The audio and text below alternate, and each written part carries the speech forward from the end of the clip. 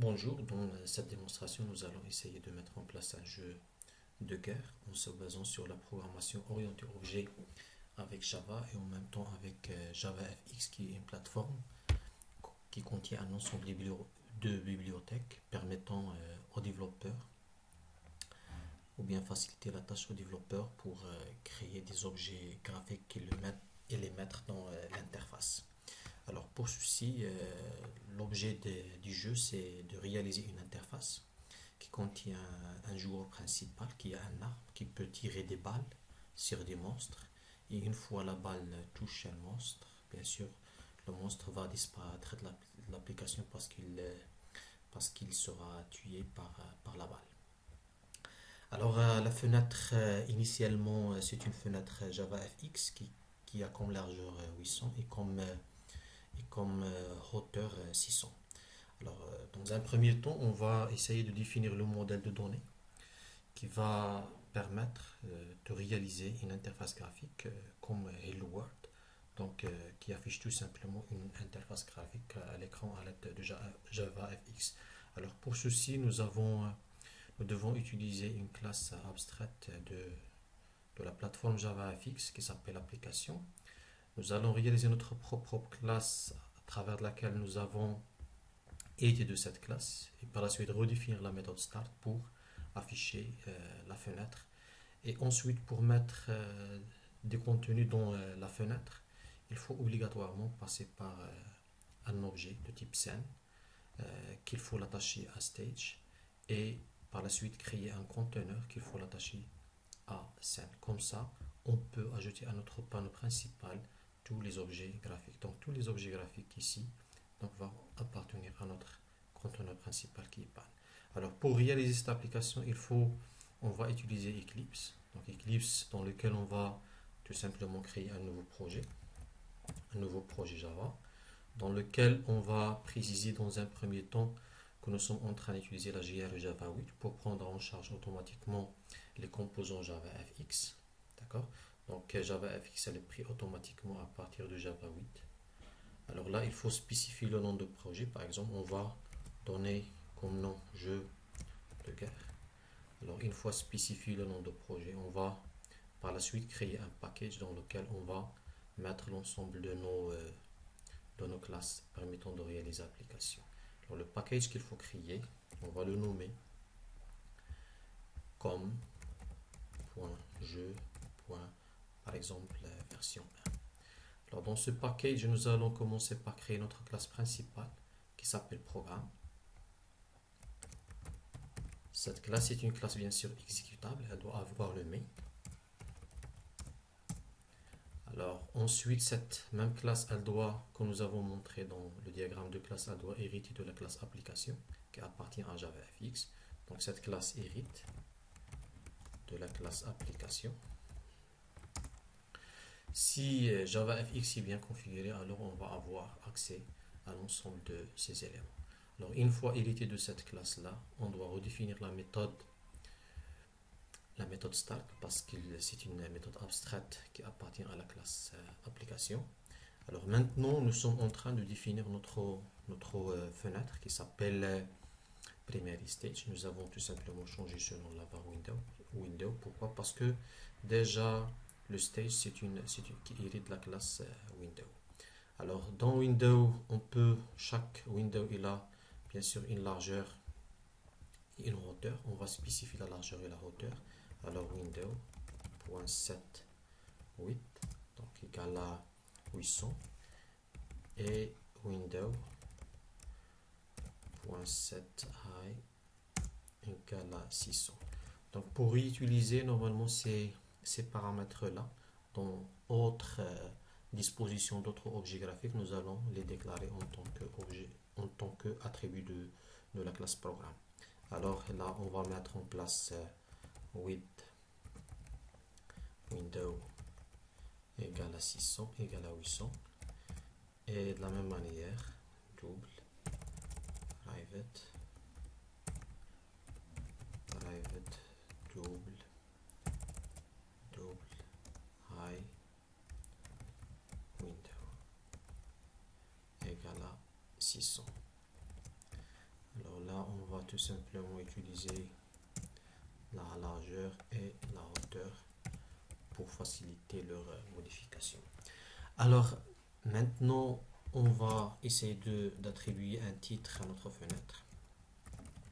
Le titre, c'est une simple chaîne de caractères, par exemple, jeu de guerre, jeu de guerre. Alors, par la suite, maintenant, si on affiche, on a une méthode qui s'appelle chat qui permet d'afficher la fenêtre à l'écran. Alors, pour lancer l'application, il existe une méthode qui s'appelle launch qui appartient à la classe application qui est une méthode abstraite. Alors tout simplement, on va lui passer les paramètres déjà passés à la méthode main. Maintenant, si on exécute notre application, nous allons avoir tout simplement une interface vide qui contient aucun élément.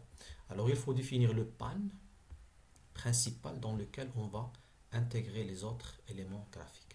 Donc c'est pour cela notre classe principale elle va avoir un pan qu'il faut définir en tant qu'attribut pour faciliter l'accès à ce panneau, à ce container par les autres objets graphiques. Alors c'est un attribut qui s'appelle de type pan, qui est un container de type container.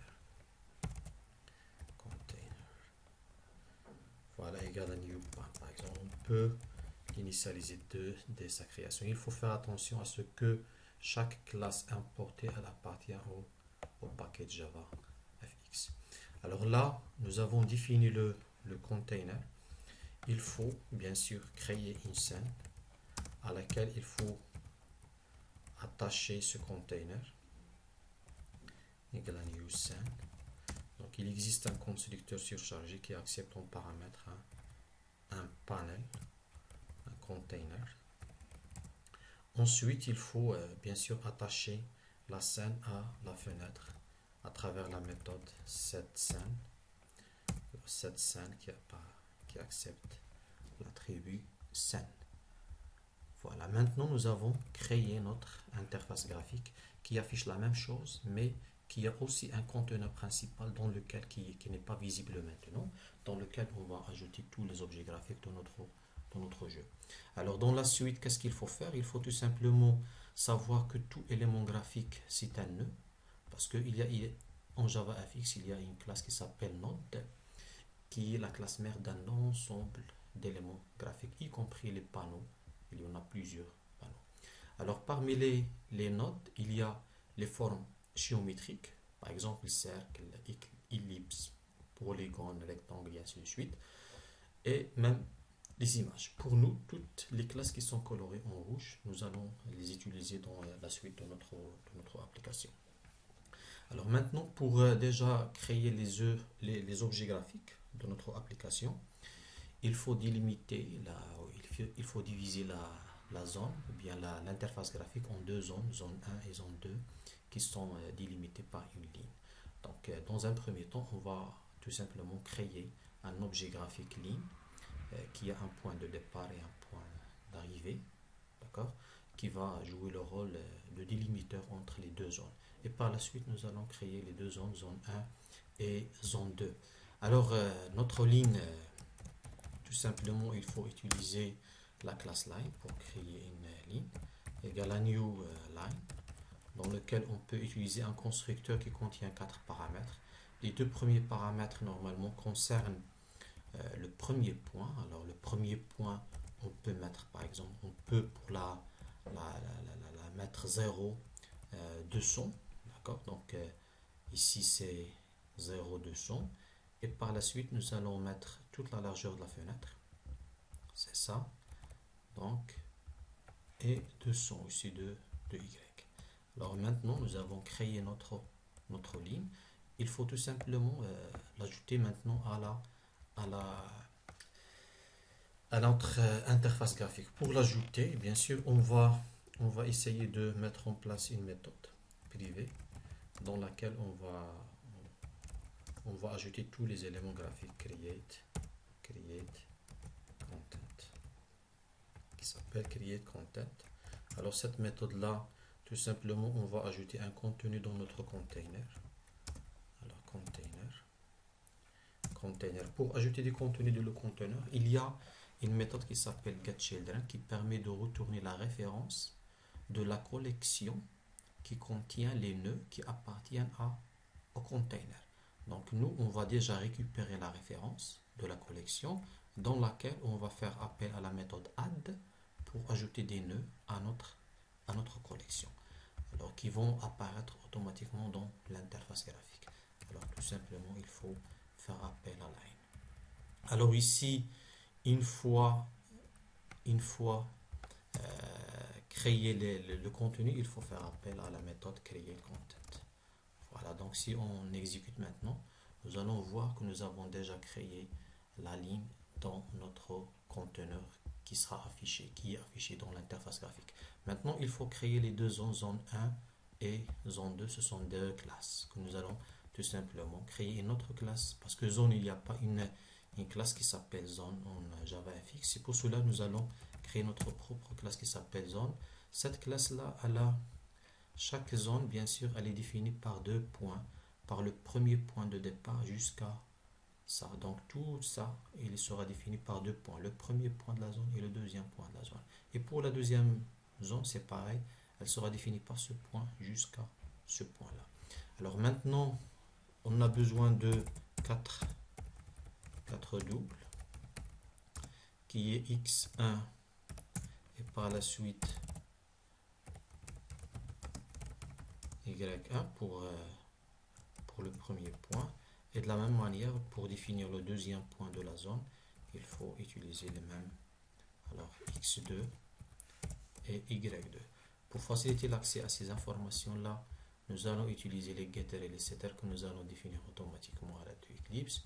Et par la suite, bien sûr, définir un constructeur avec paramètres. Constructeur paramètre qui permet d'initialiser une zone. Alors, dans la classe programme, qu'est-ce qu'il faut faire maintenant? Nous sommes en train toujours de définir les éléments de l'interface graphique.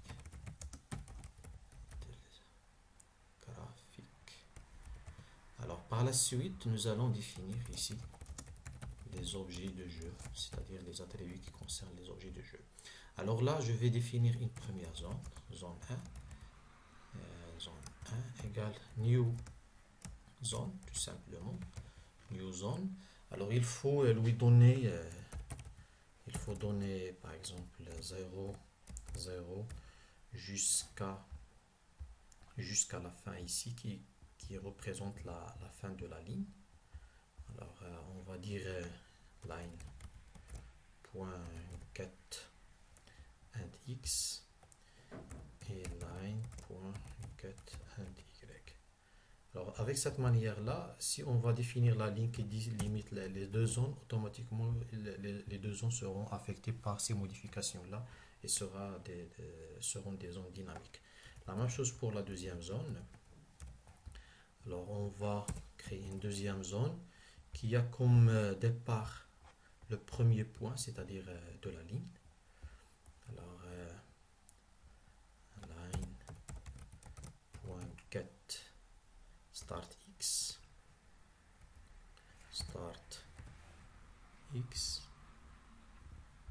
et line get start y. Donc voilà, jusqu'à par la suite il faut définir la fin de la ligne jusqu'à la fin de l'autre point. Là c'est pas ça, voilà. Et par la suite il faut définir line.get and x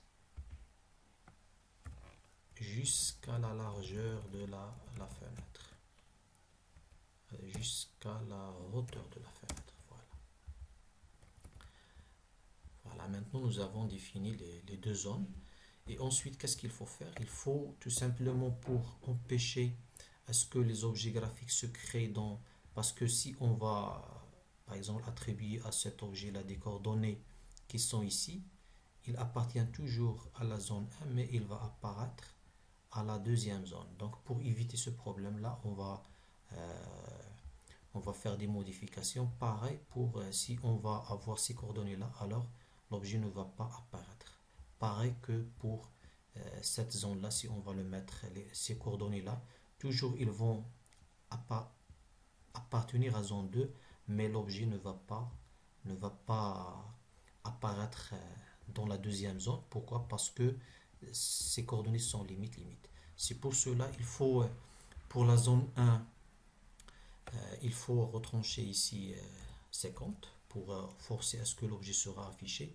Et pareil pour Y. Donc ça c'est pour la zone 1, pour ne pas dépasser cette limite et cette limite-là. Pareil pour la deuxième zone, c'est-à-dire on va mettre ici moins 50 et aussi ici moins 50 pour forcer à ce que nos objets appartiennent à l'interface graphique. Alors maintenant dans la suite, qu'est-ce qu'il faut faire? Puisque nous avons déjà créé l'interface graphique, à savoir la fenêtre, le contenant principal, la ligne séparatrice entre les deux zones, et nous avons créé les deux zones.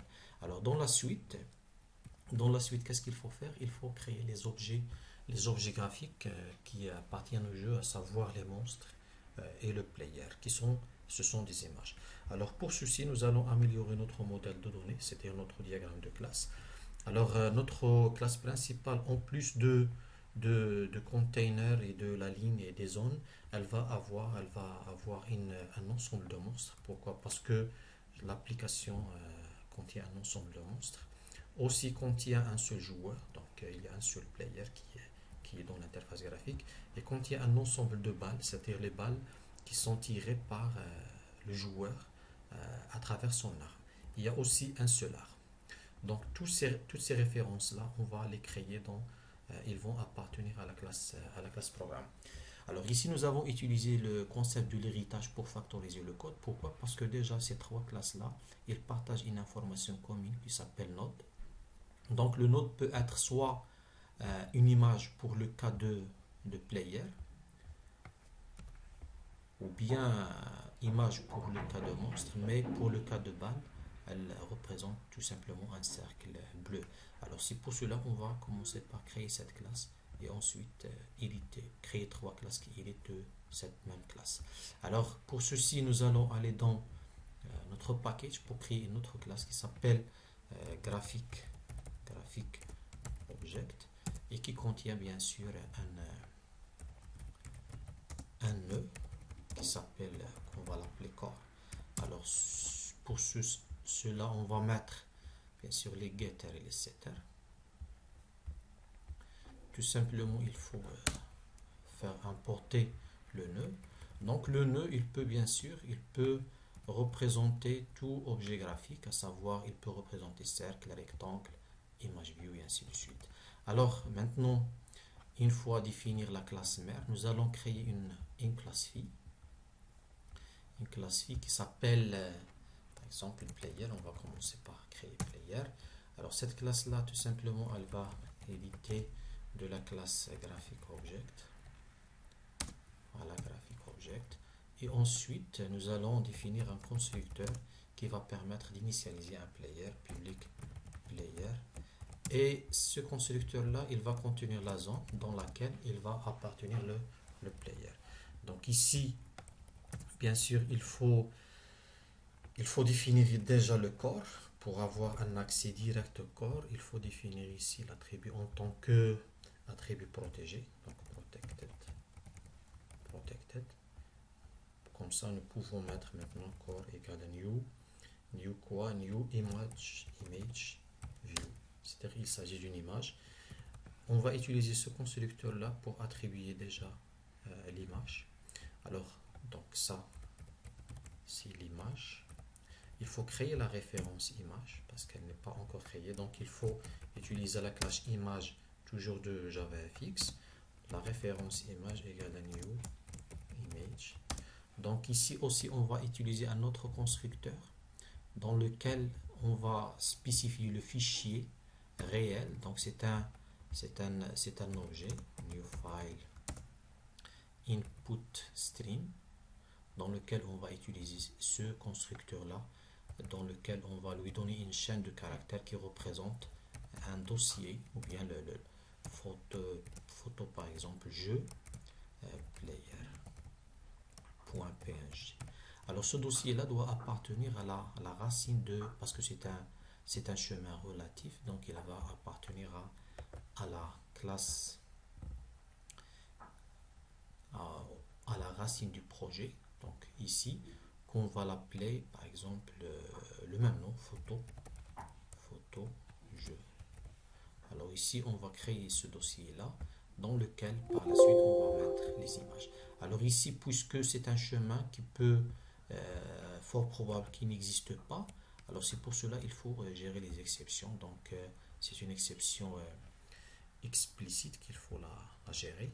Alors maintenant, l'image n'est pas initialisée, il faut l'initialiser pour pouvoir l'utiliser tout simplement. On peut l'initialiser avec nul. Alors ici, ici c'est photo, voilà, photo jeu. Et par la suite, nous allons mettre dans notre, j'ai déjà un dossier qui contient des photos, par exemple pour le player et pour le monstre, que nous pouvons créer tout simplement avec Paint, comme j'ai fait moi pour mon cas. Alors ici, il faut tout simplement déplacer ces deux photos, faire copier-coller.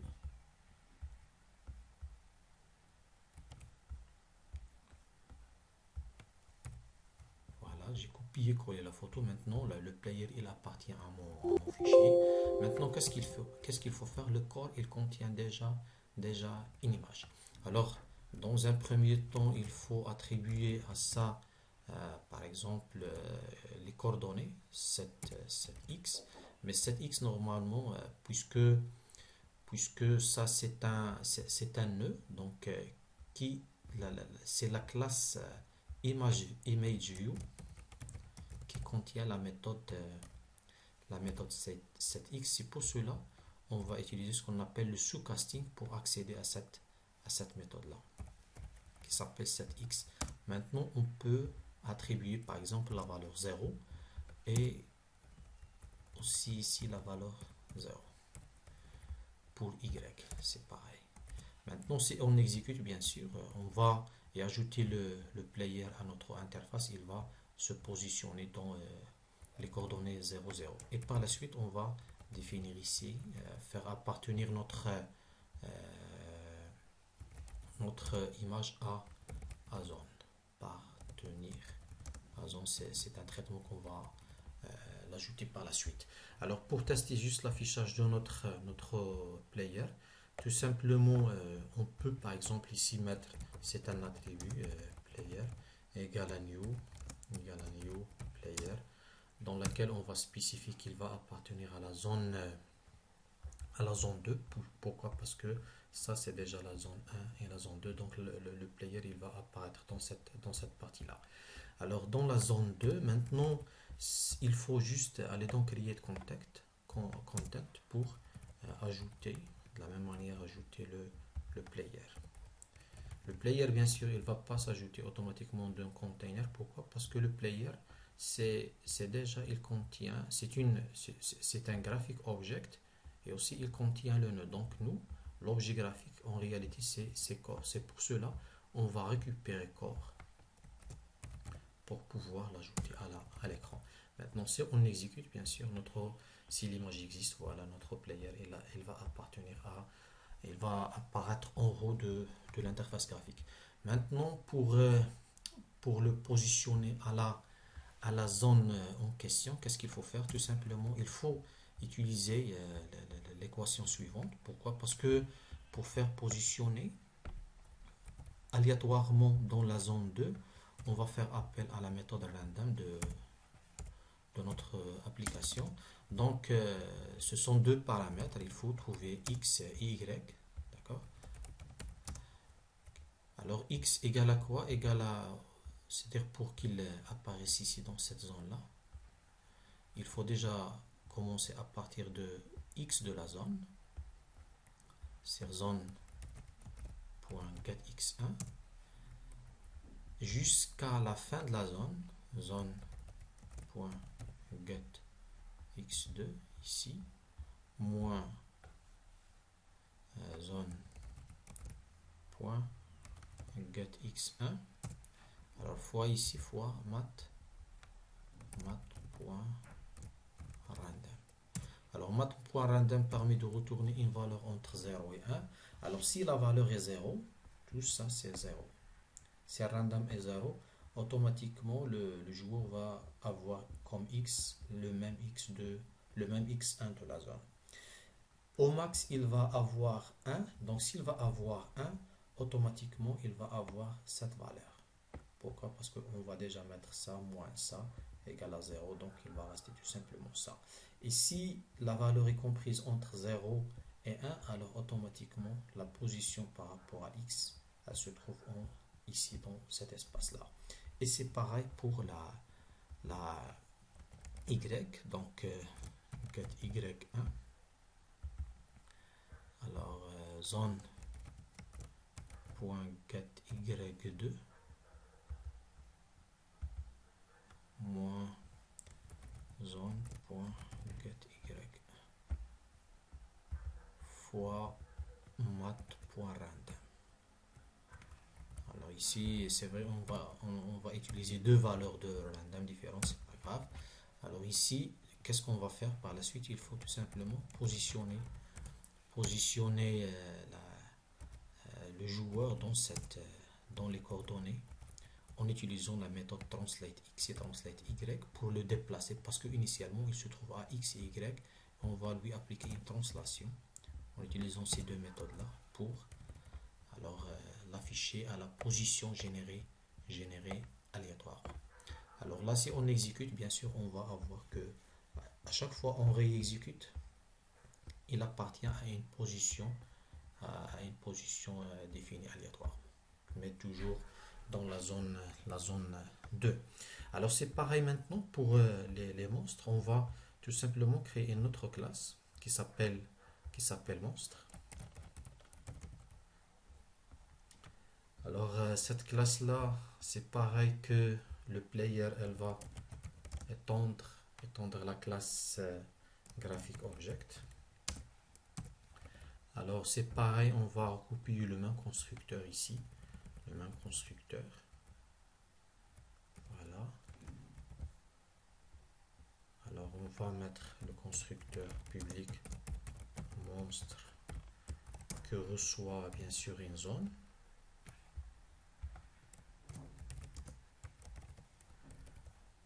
Et on va l'appeler monstre.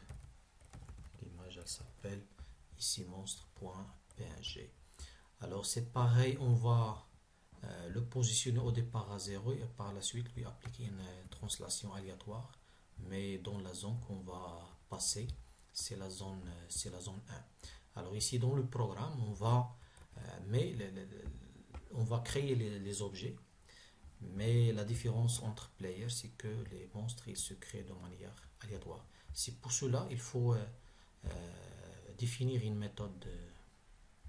Ici c'est un objet de jeu, il faut le positionner ici. Voilà.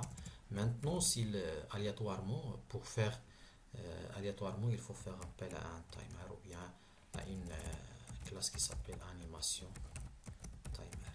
Alors cette classe là, on va créer un timer, animation timer, pour générer les objets de manière aléatoire. Alors ça, on va l'appeler animation égale à new animation. C'est une classe qui contient une méthode qu'on va redéfinir, elle s'appelle handle. Donc à chaque fois faire appel à handle, on va bien sûr créer un contenu. Donc un contenu dans lequel on va faire tout simplement refresh. À chaque moment, on va refresher le contenu. Refresh content. Cette méthode qu'on doit définir normalement ici, public ou bien private, tout simplement. Private, le même nom. Private void refresh content. Alors ici, à chaque fois, on va créer un contenu. Donc le contenu, il correspond à chaque instant. À chaque instant, on va ajouter du contenu dans notre container. Alors il faut commencer par créer un monstre, égale à new monstre, mais il faut lui attribuer la zone 1 bien sûr, la zone 1. Voilà, maintenant le monstre il est créé. il faut l'ajouter à la zone correspondante, il faut l'ajouter au conteneur. Donc tout simplement container, de la même manière container.get children.add m. Alors à ce moment-là, on va ajouter le conteneur le monstre à notre conteneur. Bien sûr, il faut ajouter le corps parce il faut ajouter des notes. Alors maintenant, il faut, une fois créé un objet animation de type timer, il faut le démarrer. Cet objet timer, il sera démarré dans l'application, bien dans la méthode principale start qui est appelée au début, donc animation.start pour prendre en compte l'animation. Alors maintenant, si on exécute, bien sûr, on va à chaque fois ajouter des monstres, mais si vous avez remarqué, il ajoute énormément de monstres parce que selon la fréquence de l'horloge de l'ordinateur. Alors pour diminuer l'ajout, tout simplement, on va pas autoriser à chaque fois d'ajouter, mais selon une condition, par exemple, si cette condition-là, dans laquelle on va générer une variable aléatoire, et si cette variable aléatoire elle est inférieure à 0, par exemple 0,2, à ce moment-là, on va ajouter ou bien créer le monstre et l'ajouter à l'écran. Alors maintenant, on va diminuer la fréquence d'ajout, comme ça c'est déjà beaucoup. Alors on peut même faire ça, d'accord? Donc pour créer les monstres. Voilà. Alors maintenant, une fois les objets graphiques sont ajoutés, les monstres et le player, bien sûr, il faut dire que à chaque monstre créé, il faut l'ajouter à l'application principale. Donc c'est pour cela il faut définir une collection de monstres. Donc pour faciliter leur utilisation par la suite. Alors il s'agit d'une collection liste, donc liste de monstres, dans laquelle qu'on va appeler monstre égale à new array list. Alors une fois créé le monstre, bien sûr, il faut l'ajouter à cette collection là qui est appelée monstre. Voilà. Donc on va ajouter aussi à la liste add m. Alors qu'est-ce qu'il reste dans la suite? Tout simplement. Alors après avoir créé le player principal et le monstre, maintenant nous allons créer l'arme portée par le player, et à partir de l'arme, une fois tapé par exemple la touche espace, on peut à ce moment-là tirer des balles qui peuvent toucher les monstres pour les tuer.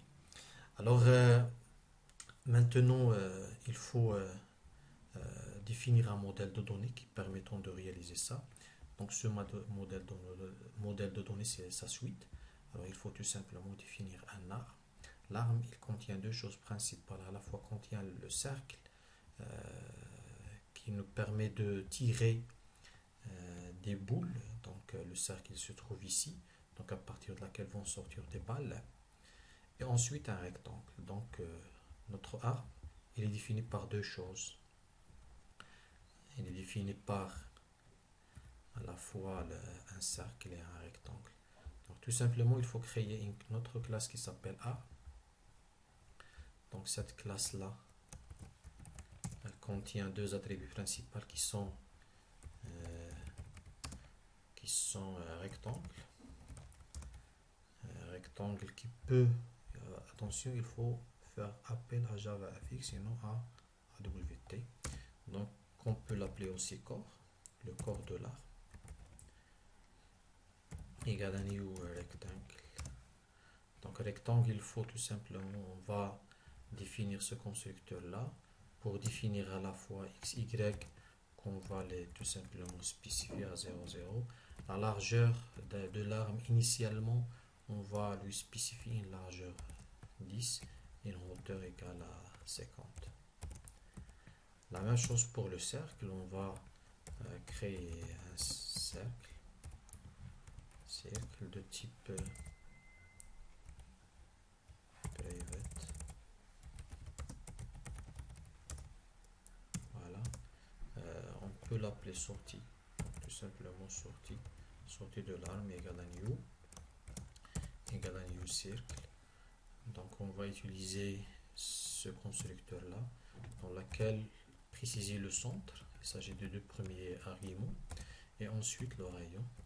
Par exemple ici on va attribuer le rayon 5. Alors là, pourquoi on a mis 5? Parce que la sortie, c'est le rayon, c'est la moitié de rectangle. D'accord? Parce que si on a le rayon égal à 5, alors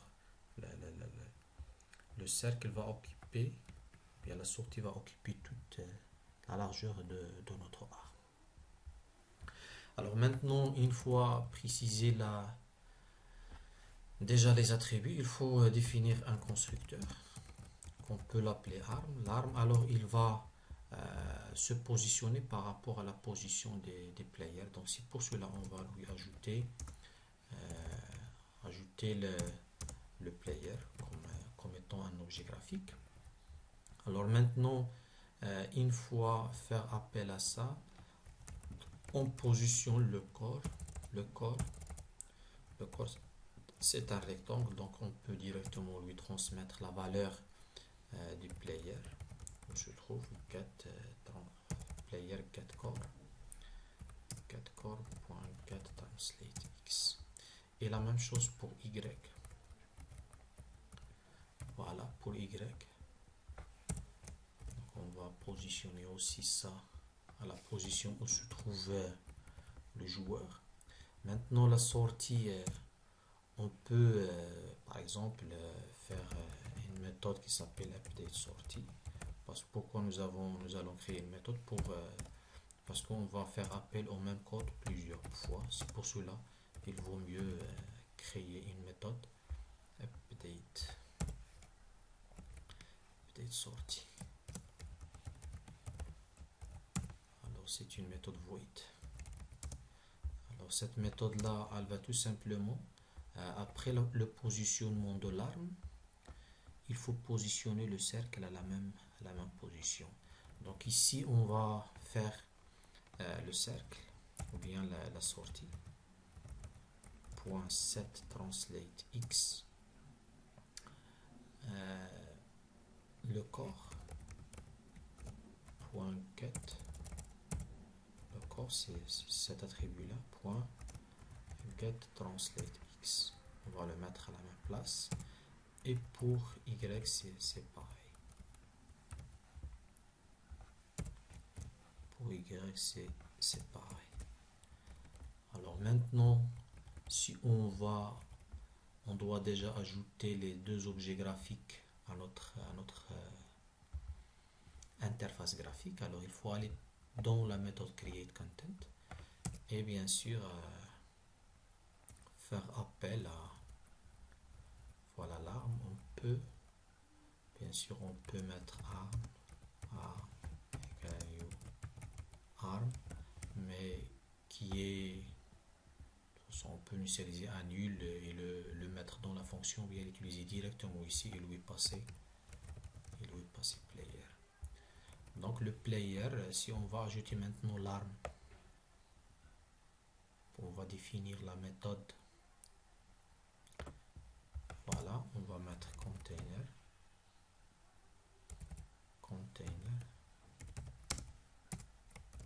.getChildren .add arm voilà arm directement. Pourquoi? Parce que non, arm.get getCore, il faut définir ici les getters et setters des deux sources générées, getters et setters, le corps et la sortie. Alors voilà, maintenant il faut .getCore et pareil il faut ajouter la sortie.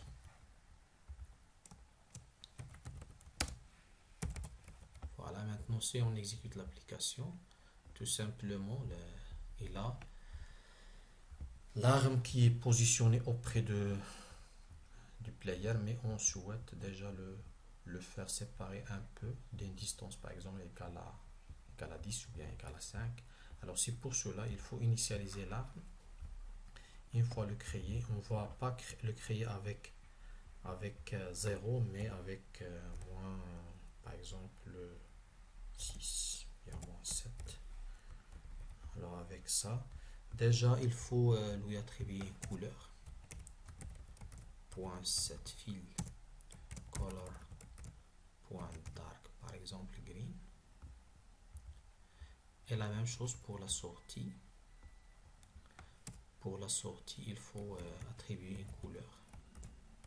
Set fill color point brown. Voilà. Alors maintenant, si on exécute, on va voir que il est séparé un peu, mais on constate que ça ne suit pas exactement la même chose. C'est pour cela peut-être on va faire un moins 5 ici. Donc on va mettre dans ici par exemple, on va mettre moins 3, la moitié. Voilà. Si on va mettre ici moins 6. Alors pour avoir exactement le cercle au milieu, alors c'est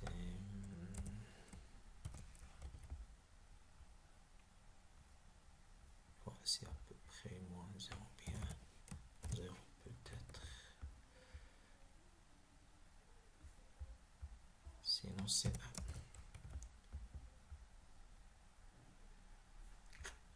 Alors c'est 0, on va laisser ça à 0, c'est pas grave.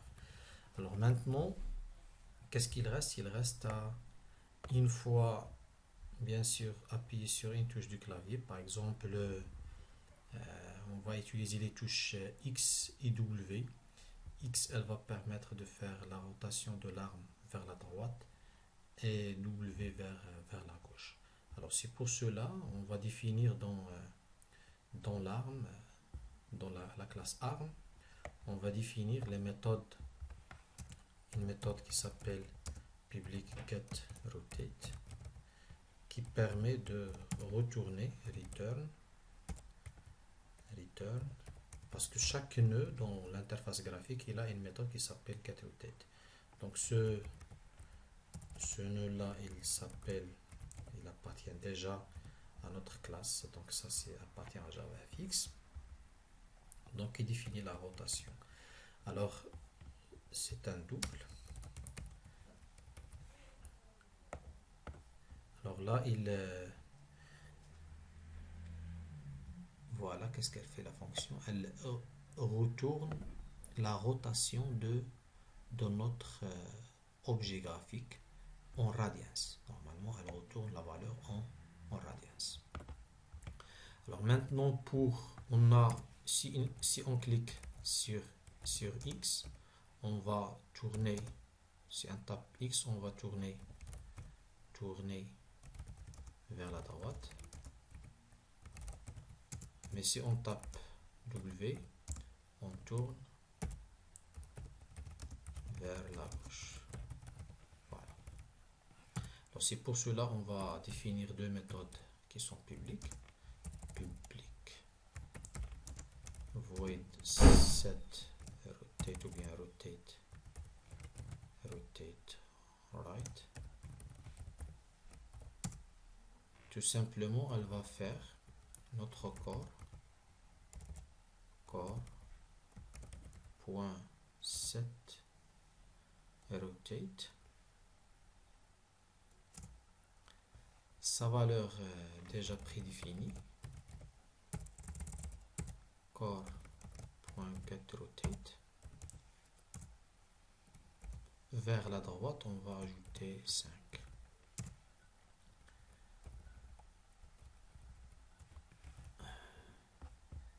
Et vers la gauche, plutôt vers la gauche, on va ajouter 5. Et vers la droite, on va retrancher 5.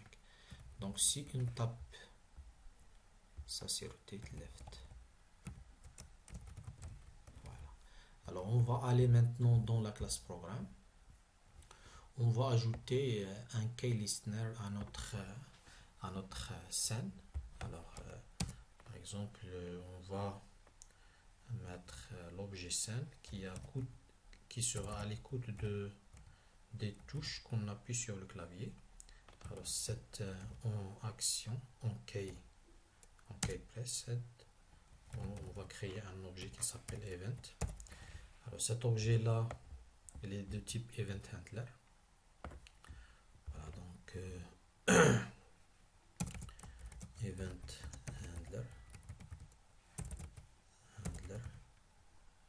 voilà.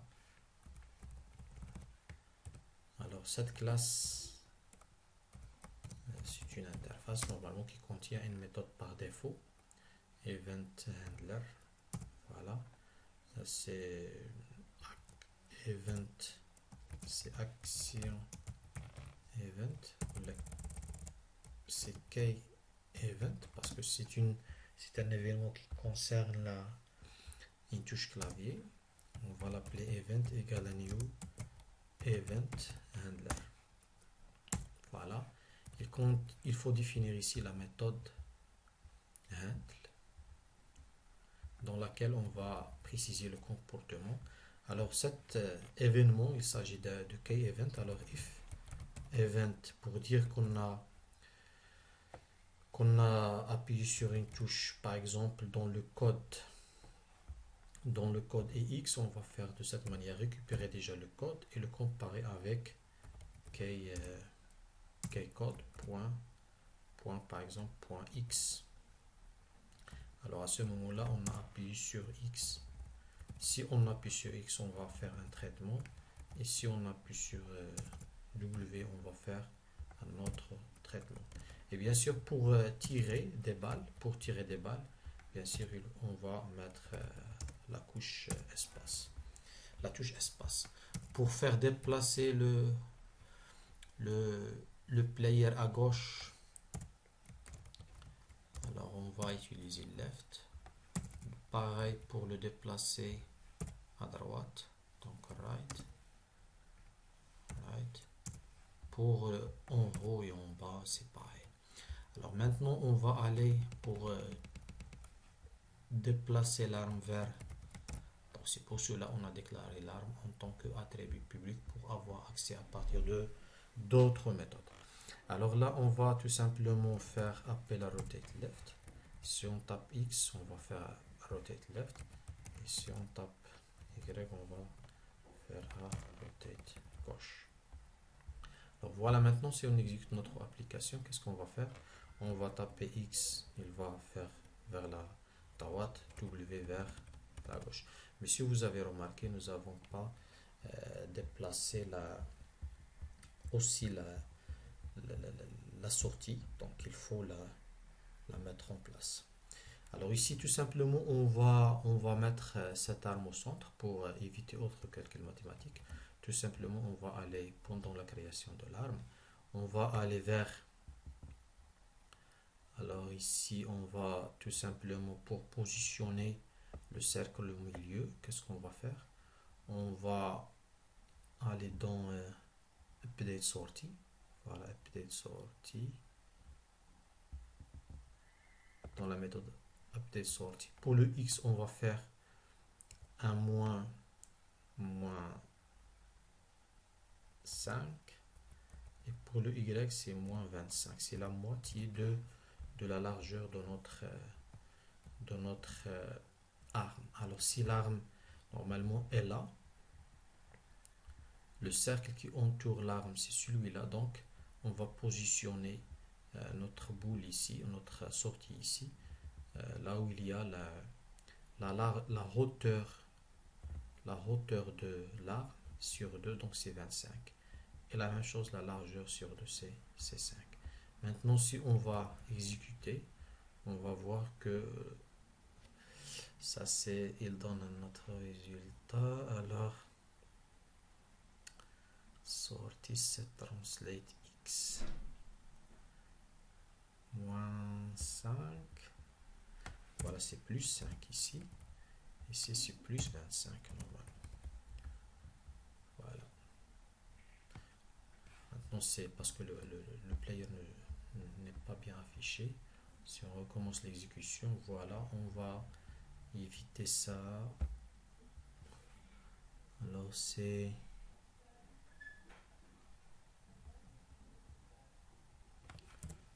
On va faire 2.